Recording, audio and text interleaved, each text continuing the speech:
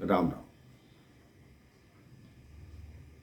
पिछले प्रसंग से ही मैंने अयोध्या कांड की कथा प्रारंभ की है। उसमें बताया कि जब से राम जी ब्याह के घर आए, अयोध्या की प्रजा की इच्छाएं बढ़ती जा रही। युग कोई भी हो मेरे भाई बहन, मानव मन की इच्छाएं कभी नहीं मरती। जब तक राजा दशरथ के पुत्र नहीं थे, सारी प्रजा कहती थी राजा के पुत्र हो जाए, उसके बाद चाहे हमारे प्राण चले जाए।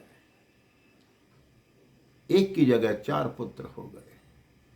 फिर बोले इनके पुत्रों का विवाह देख लें, फिर चाहे हमारी आंख बंद हो जाए। विवाह भी हो गए। फिर बोले श्री राम को राजा बने देख लें तो हमारा जीवन सफल हो जाए। बात त्रेता युग की हो या कल युग की, आप किसी व्यक्ति को कहिए कि राम नाम जपिए, माला उठाइए, वो कहेंगे अभी समय कहाँ है, अभी मैंने पुत्र का विवाह करना है, उसके बाद गंगा नहा लूंगा तो राम नाम ही जपूंगा। पुत्र का विवाह हो गया, फिर पूछा कि माला जप लो, कहते पोता हो जाए, उसके बाद मैं खाली हूं, मेरा क्या काम। पोता भी हो गया। फिर कहते हैं उसकी सगाई कर लूं, 3 पीढ़ी देखता जाऊं, सबके लिए समय है मेरे भाई बहन, लेकिन भगवान नाम के लिए कोई समय नहीं। जो व्यक्ति या जो महिला बुढ़ापे में आकर भी सिर्फ चुगली और निंदा का काम रखती है, उसके भगवान नाम जपने का भी कोई अर्थ नहीं। भगवान यही कहते हैं कि आप मेरा नाम जपो तो किसी की चुगली या किसी की निंदा मत करो, किसी के घर को तोड़ने का प्रयास मत करो।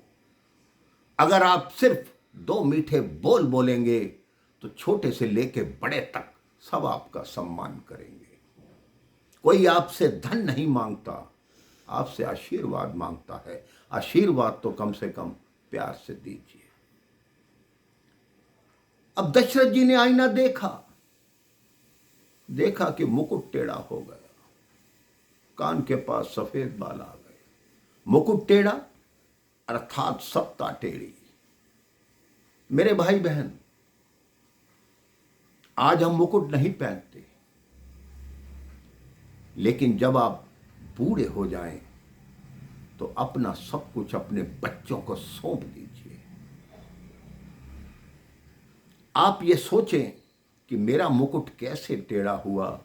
जब घर आए और आपके बच्चे ही आपको कुछ सुनाने लगें, कुछ कहने लगें, आपका मस्तक नीचा हो जाए, आंखें झुक जाएं, तो समझिए आपका मुकुट टेढ़ा हो गया।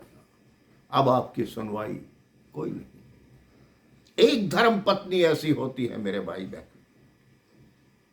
जो बुढ़ापे तक अपने बच्चों में और पति में सामंजस्य बिठाने का कार्य करती है। अयोध्या कांड की पूरी कथा मेरी और आपकी कथा है।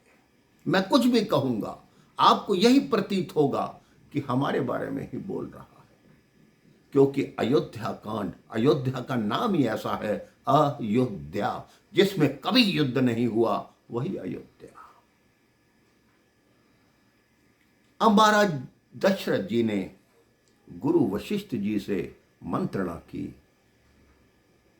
कि मेरा मन है कि श्री राम को युवराज पद प्रदान किया जाए।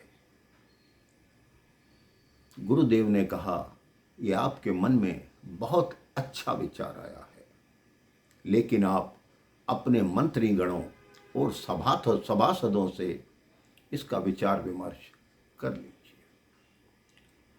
दशरथ जी ने दरबार बुलाया, सबसे मंत्रणा की। सब ने कहा इससे अच्छा निर्णय कोई हो ही नहीं सकता।